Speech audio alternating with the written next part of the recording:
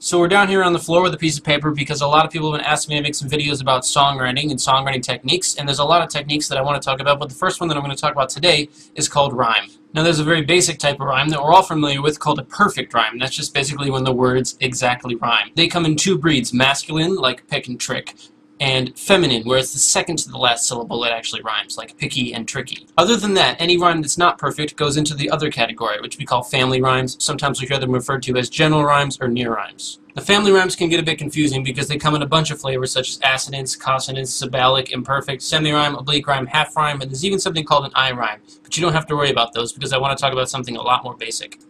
But if you are interested in all these other types of rhymes, I'll make sure to put up a link to the Wikipedia page about rhyming, which is a great place to start. But I want to talk about rhyme scheme. Rhyme scheme talks about the rhythm of the rhyme. Now let's take a child's nursery rhyme. Miss Mary Mac all dressed in black with silver buttons all down her back. Now since Mac and black rhyme, we'll put them in a group called A. Buttons doesn't really rhyme with anything, so we're going to give it an X.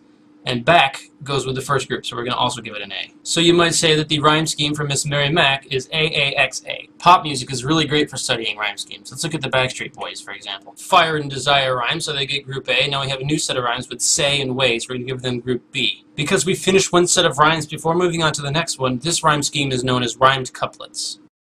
Now, rhymed couplets are really common in pop music, but there's another style of rhyme scheme that's also pretty common in pop music. So let's look at the Spice Girls now. I know they're your favorite. Here, smile and mile, lines 1 and 3 rhyme with each other, so they're group A. Lines 2 and 4 also rhyme, me and me. Now that's group B, we call that an identity rhyme when you rhyme a word with itself. This rhyme scheme is called through written. Now I'm sure you're probably wondering by this point, how does this apply to songwriting? Well, let's look at Every Breath You Take by The Police. After a long series of A lines, they end on a physically shorter X line that doesn't rhyme with anything in the song and really stands out. Now this is a well-documented songwriting technique to make the listener feel a little bit uncomfortable or off-kilter. A lot of people think this is a love song. It's actually not. It's actually a stalker song. And they end the phrase on a 6 minor chord to make sure you know that.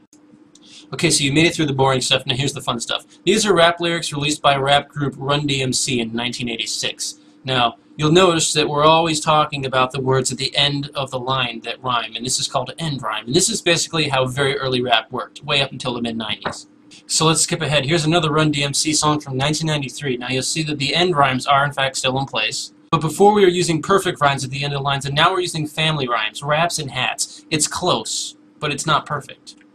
But now they're starting to add another element to their rhyming. In addition to the end rhyme, they're repeating vowel sounds from within the line itself. Jeans and Adidas both have a long E. Same with tough and rough. Now, believe it or not, this rhyming inside the line is called internal rhyme. So this internal rhyme technique is really what's pushing rap in a new direction nowadays. You may have heard people say that it doesn't take talent to write rap music, and I'm going to go ahead and blow that out of the water right now. I'm going to look at one of the most efficient uses of internal rhyme in rap history, the first verse of Lose Yourself by Eminem. Now you might want to take a minute and go listen to the song and then come back to this video. What I'm going to do is every time I hear a word that has the same vowel sound as another word, I'm going to put them in a column. We're going to make what we call rhyme columns.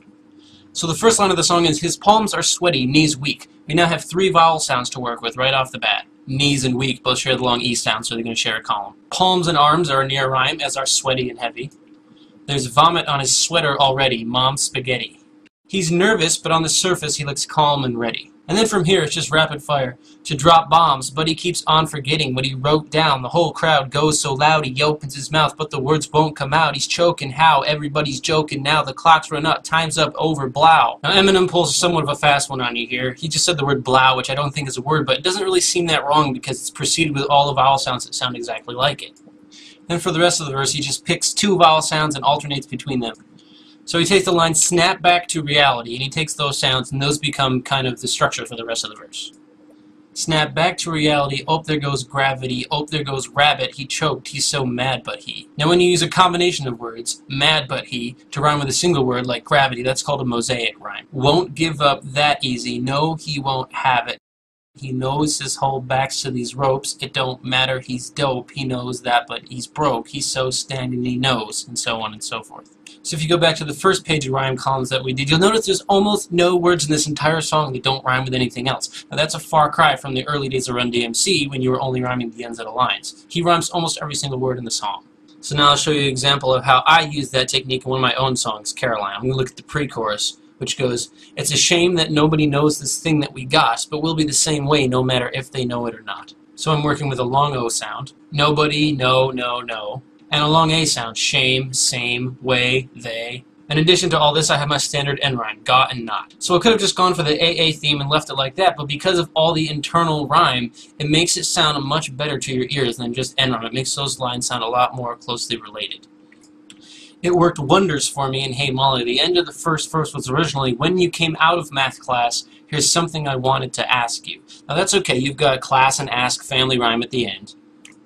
But with a little more work, you can change it to, when you were leaving math class, here's what I've been meaning to ask you. So now you have class and ask and leaving and meaning, and I think the line works a lot better. So I hope you guys enjoyed this video. If you want, I can do more in the future. If not, that's okay too. Feel free to leave a comment here or tweet me on Twitter at Mike Lombardo. As always, I love you very much, and I'll talk to you soon.